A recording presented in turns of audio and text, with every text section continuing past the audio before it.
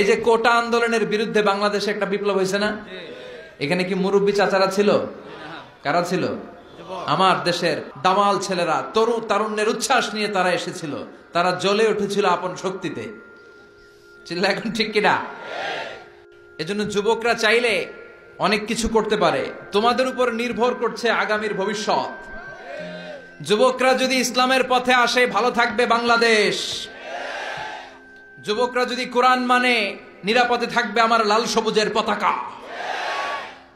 যুবকরা যদি ইসলামকে মেনে চলে, তাহলে আগামীর ভবিষ্যৎ ইসলামের ভবিষ্যৎ। জোরে কোন ঠিক কিনা? কারণ যুবকদের মধ্যে আছে প্রাণ ঢালা উচ্ছ্বাস। মুরব্বীদের স্বাদ আছে কিন্তু সাধ্য নাই। মুরব্বীরা চায় অনেক কিছু করতে, কিন্তু করে দেখাতে পারে? মাজায় ব্যথা, কোমরে ব্যথা। আগামীর নেতৃত্বে মুরব্বী নয়, যুবকদেরকে এগিয়ে আসতে হবে। চিল্লায় বলো ঠিক কিনা? যুবকদের রক্ত গরম। তারা চাইলে একটা বিপ্লবকে নেতৃত্ব দিতে পারে। They can lead a revolution. গোটা বিশ্বে যত বিপ্লব হয়েছে সব যুবকদের দিয়ে হয়েছে। সুবহানাল্লাহ পড়েন। তো মুসলিম যুবকদেরকে জ্বলে উঠতে হবে আপন শক্তিতে। এরপরে নিরাপদ সড়ক চাই, একটা আন্দোলন হয়ে গেছে এই দেশে। ওইখানে কি মুরব্বীরা নেতৃত্ব দিয়েছিল? অবাক লেগেছে। প্রাইমারির ছেলেরা, হাই স্কুলের ছেলেরা আইন কিভাবে করতে হয় এবং কিভাবে সেই আইন মানাতে বাধ্য করতে হয়, প্রশাসনের চোখে আঙ্গুল দিয়ে তারা গোটা বাংলাদেশকে দেখিয়েছে। এখন ঠিক কিনা? র্যাবের গাড়ি আটকে ফেলছে, পুলিশের গাড়ি আটকায় দিচ্ছে, মন্ত্রীর গাড়ি আটকে দিছে। বলছে লাইসেন্স দেখেন, show me the driver's license. খবর আছে না নাই? স্যার স্যামুয়েল হ্যান্টিংটন একটা বই লিখে গোটা বিশ্ব কাঁপিয়েছে, দ্য ক্ল্যাশেস অফ সিভিলাইজেশন, সভ্যতার সংঘাত। গোটা বিশ্বব্যাপী শুধু দাপট, লড়াই, স্নায়ুযুদ্ধ, কোল্ড ওয়ার, ক্ষমতার দাপট নিয়ে গোটা বিশ্বে এখন রমরম অবস্থা। কে কার চেয়ে বড় সুপার পাওয়ার হতে পারে? এখন সবচেয়ে বড় super power United states of America, ঠিক কিনা?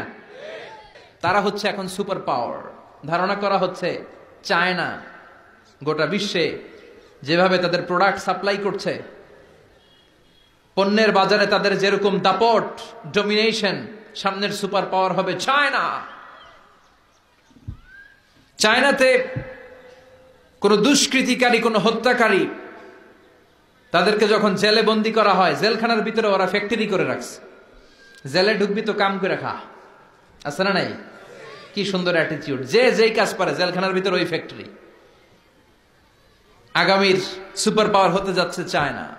পলিটিক্যাল অ্যানালিস্ট যারা আছে, রাজনৈতিক বিশ্লেষক, তারা বলছে যে চায়নার পরে চলে আসতে পারে India super power, Narendra Modi. সভ্যতার সংঘাত আদিকাল থেকে আজ পর্যন্ত আছে না নাই? একটা সময় ছিল সিন্ধু সভ্যতা, আমরা শুনেছি মহেঞ্জোদারো সভ্যতা, বৈদিক সভ্যতা, ইনকা সভ্যতা, চিচেন এৎজা সভ্যতা,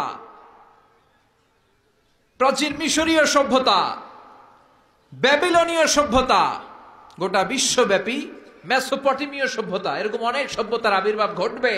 আবার কালের বিবর্তনে, সময়ের আবর্তনে এরা হারিয়েও যাবে।